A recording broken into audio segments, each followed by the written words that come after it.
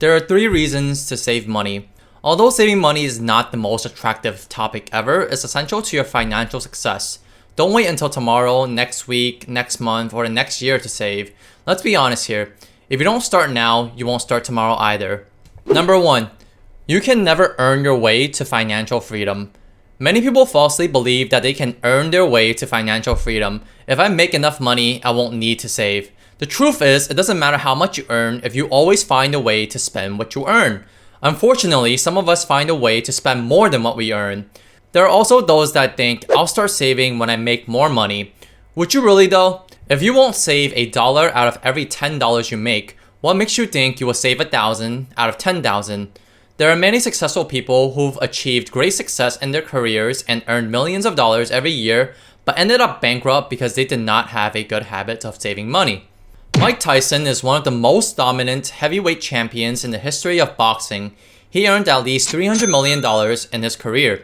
You would think that anyone with this amount of money would be set for life. However, in 2003, Tyson filed for bankruptcy, in part due to his spending habits on things like extravagant mansions, pet tigers, and fancy jewelry and cars. Michael Jackson is one of the most successful singers, songwriters, and dancers in the world. He reportedly made about $500 million from record sales, tours, merchandise, and so on.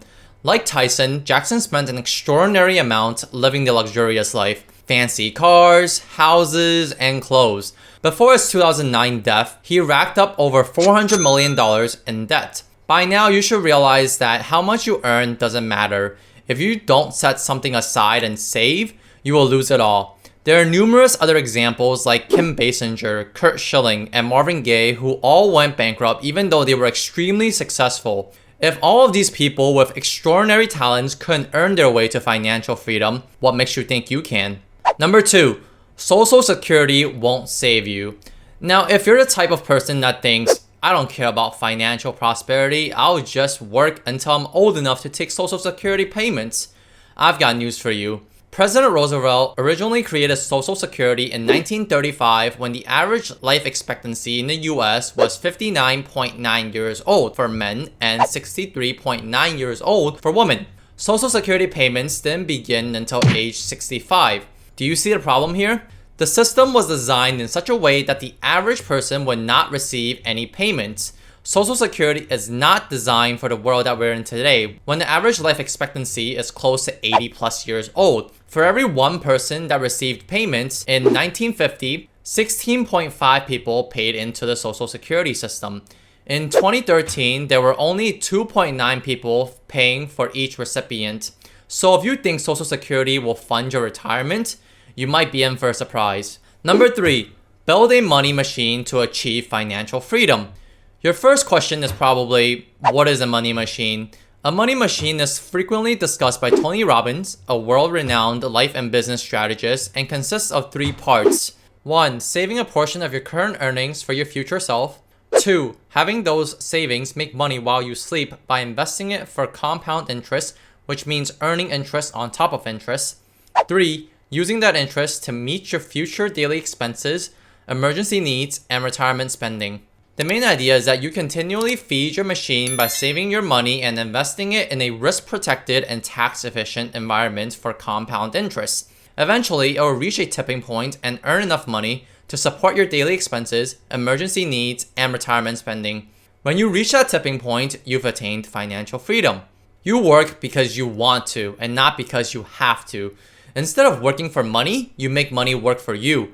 Earned income can never compare to the power of compounding, and the earlier you start, the more wealthy you will become. Why is it important that you start early?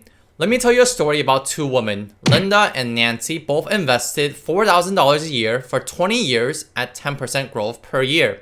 The only difference is that Linda started at 20 years old and stopped contributing at 40 years old, but Nancy started at 45 years old and stopped contributing at 65 years old. When they both turned 65, guess who had more money? Your gut would correctly guess Linda, but how much more does she have? She had 12 times more money than Nancy. Contributing $4,000 a year for 20 years at a return of 10% per year that is compounded daily will yield $242,955. This is how much Nancy will have at age 65 and how much Linda will have at age 40. However, Linda will also receive the bonus effect of compound interest on the $242,955 from age 40 to 65, bringing her grand total to $2,958,785. Did these 3 reasons to save money convince you to start saving? Saving money is not a should, it's a must. It's your secret weapon in your battle towards financial security, independence, and freedom. Now is the time to make a decision, to save a percentage of your paycheck and commit to it. How much you save is entirely up to you, but experts recommend at least 15%. Whatever number you pick, you have to stick to it, in good and bad times. At this point, some of you might be saying things like, what if I can't afford to save money? I'm already going paycheck to paycheck. Even for people like you, there are ways to save money that I'll talk about in this next video. Reducing spending is one of the most effective strategies you can use to save more and accelerate yourself to financial freedom.